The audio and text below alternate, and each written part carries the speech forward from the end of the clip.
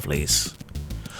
What does it take for you to admit that you were wrong about something? And not just to yourself, but out loud to someone else. To admit defeat, to admit that you were a sucker, to accept that you had a lapse in judgment and discernment. It's not just a rhetorical question, because being wrong is one of the most human things that we do. The models that our brain makes of the future and the world around us are not necessarily accurate and are always subject to revision. And yet the admission of error can feel like an act of self-immolation, self-destruction. So why is that, if admitting failure and revising our models is a good thing to do? Do you accept or reject evidence when it contradicts what you believe? How elaborate do your rejections get? Do you shut down, dig in, or move the goalposts? Or do you swallow your pride and update your worldview to incorporate this new information? For a lot of folks, the truth, what is true, isn't enough. It has to hurt them financially, socially, emotionally, even physically, before they'll even begin to speculate about the slightest possibility of changing their mind. And even then, some won't budge. So why are people like this? It doesn't seem on the face of it to make a great deal of sense. But let's talk psychology. One of the biggest mental traps relating to this that is relevant is the sunk cost fallacy. That is, the idea that we have to stick with something because we've already invested time, money, effort, social capital, or belief into it. It's what keeps people in bad relationships, doomed projects, multi-level marketing, or pyramid schemes. But I repeat myself. I've put too much in to stop now is the thought, even though stopping is exactly what would minimize further loss. And at some point it becomes obvious that you're not going to get any real return on your investment. Take the infamous case of the Concorde jet, a joint project between the British and French governments for a supersonic passenger aircraft. It kept going long after it was obvious that the project would not be commercially viable, simply because both sides had invested so much money, nationalism, and pride into it, not to mention technology. It became a totemic and emblematic aircraft. And the same sort of thing happens on the micro level. You either have yourself, or you probably have a relative or a friend who bought into a scam of some kind. Perhaps they sent money to a fake romantic partner, or invested in a too-good-to-be-true crypto scheme. The police and their family might try to intervene to show them that they're being scammed, but the person often resists help. So, why? Because it can feel like that the losses and problems that they incur by admitting that they were wrong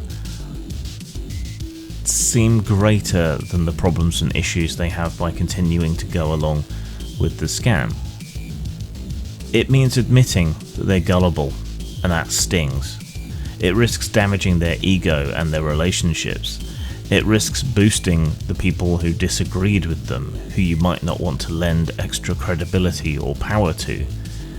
You might not want the people who have actually helped you, who are also people who disagree with you. You may not want them to gain power or social capital, whether, for example, they might be Europhiles, Democrats, or the police.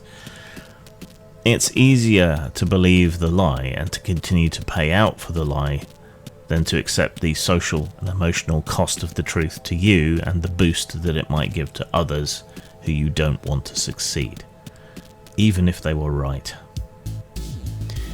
Being wrong doesn't just mess with your head, it threatens your identity and your place in your social groups. Especially if your membership in these things and your success in these things relies on you continuing to be wrong. To admit that you were wrong is often seen as weakness, especially in high stakes or high confidence environments. In politics, business, or public debate, confident bluster often wins over tentative honesty. We've all seen the guy who says, "I'm absolutely certain," in authoritative terms about something, and that they get more trust than the expert who says, "Well, the data suggests that." But good science is almost always tentative.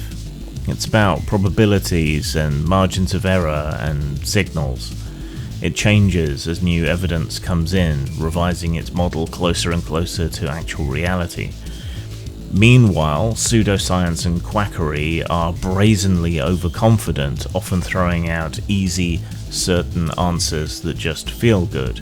Bread will kill you. Coffee enemas will fix your cancer. Simple, loud, wrong. While debunking them takes exponentially more effort, and just on a personal level, remembering to fact-check everything is a path of maximal resistance and effort, and humans, and indeed most organisms, are inherently lazy because it's more efficient. It's even worse in politics. A policy U-turn by a government is an admission that one was wrong, and an admission that one was wrong in the teeth of the facts should be something that we recognise as good, since it shows at least somewhat rational governance that is amenable to reality. But we tend to punish such behaviour in the media and in the polls when we go to vote again, regardless of what the reality might be. And so reasonable governance tends to falter or keeps doing the bad thing because the political cost of admitting that they made an error is so high and may cost them the next election. This dynamic plays out all over the place in human society, in cults where belief persists even after prophecies fail and they just get reinterpreted or a new one replaces them. These are places where identity is inexorably linked and even limited to the cult or religion, so the social cost of breaking ranks, however wrong and however stupid the cult might be, are enormous. In conspiracy theorist circles, where contradictory facts are twisted into supporting the theory, and anyone who does end up dissenting is called a shill or a traitor, with a massive social cost similar to that of a cult or religion. In abusive relationships, people justify mistreatment to avoid admitting that they misjudged someone they trusted and got into a relationship with. In the workplace, bad decisions are defended to the bitter end rather than reversed, even though they cost the company and therefore all the employees. At its worst, this stuff becomes pathological. Dangerous levels of cognitive dissonance, delusional thinking, full-blown paranoia or narcissism and ego to such an extent that someone ends up believing that they're infallible. So how do you get better at admitting when you were wrong? You can develop a healthy skepticism, not just of others, but of yourself. Your own ideas and assumptions should be up for audit and modification. This is the superpower of depression and anxiety, I think. They're kind of extreme versions of personal skepticism, but not healthy. You should resist the pull of groupthink. Just because everyone around you believes something doesn't mean that it's true. Conformity can feel safe, but it can be deadly if it's wrong. Be suspicious of simplicity. Easy answers are tempting because they demand less cognitive effort, but reality is usually messy, nuanced, contradictory, and lacks absolute certainty. Understand that complexity isn't the enemy of truth. Occam's razor is a useful guideline, but it's not a guarantee. Sometimes the world is complicated, weird, and counterintuitive. Practice humility. Treat your beliefs as temporary, conditional, and revisable.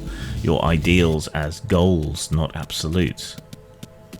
Create a safe and fostering environment for being wrong and reward admission that one has been wrong. Foster a culture at home, work, or elsewhere where honest mistakes aren't punished, but are learned from, and only malicious actions are punished. Lean into Bayesian thinking. That means roughly that you should update your beliefs gradually with each new piece of evidence, improving the model in your head of the reality around you, but describing it in terms of probabilities, not certainties. Use dialectic tools. That really just means investigation and discussion as a tool for getting to truth, and you can even have discussions with yourself internally to test your ideas. When it comes to other people's arguments, we should probably steelman them before refuting them. This forces you to understand opposing views more honestly rather than being purely dismissive. Of course, all of this takes effort, which probably makes it a losing proposition for most people, but the more of us who try, the better.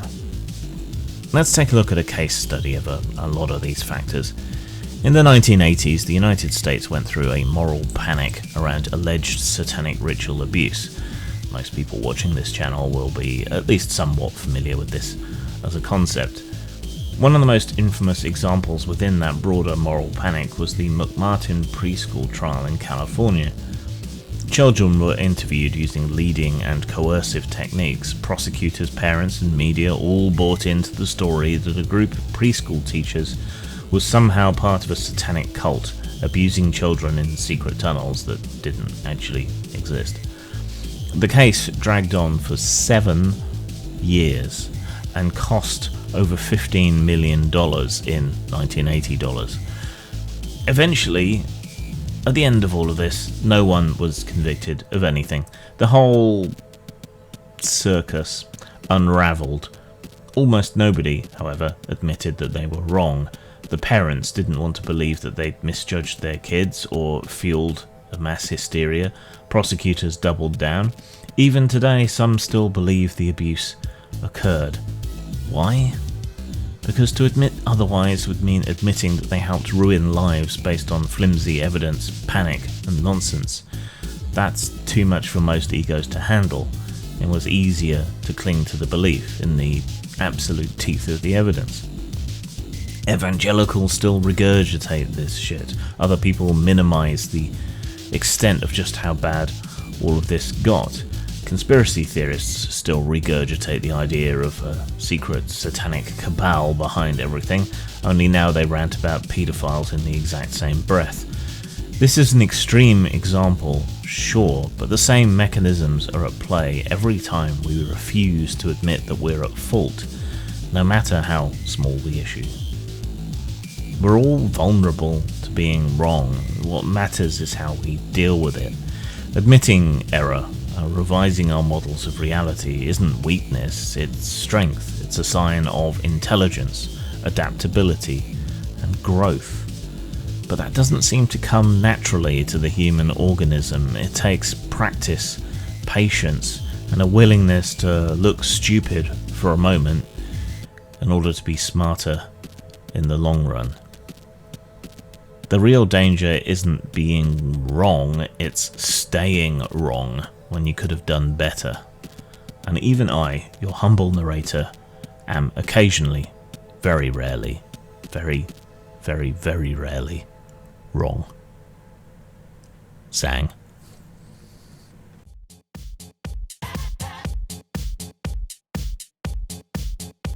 Bitch. Where's my money? If you want to help me out, you can subscribe to me on Patreon, which is Grimachu, on Subscribestar, which is Grim-Jim, or if you want to make a one-off donation to help support me and keep the channel going, you can do so at paypal.me, J. Desborough.